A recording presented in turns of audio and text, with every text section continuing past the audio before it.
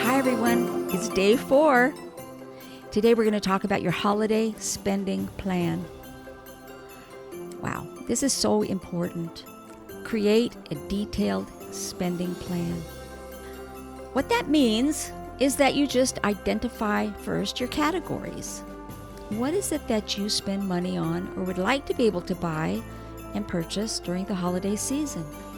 Of course, they're gifts. That always comes to mind the first thing, but there's so much more than that. There's baking, there's cards, there's entertaining, there's travel, there's gift wrap, there's pageants, there's tickets. On and on it goes. If we just start spending willy-nilly, we're going to be in trouble by the time Christmas actually arrives. Now is the time to write down, get ready, brace yourself, hold on.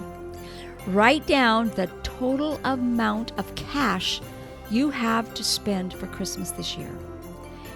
And I mean the whole season. Where is it going to come from? And how will you divvy it up between all of your categories? That's a good place to start. It's a big job, but that's enough for today. I'll see you tomorrow.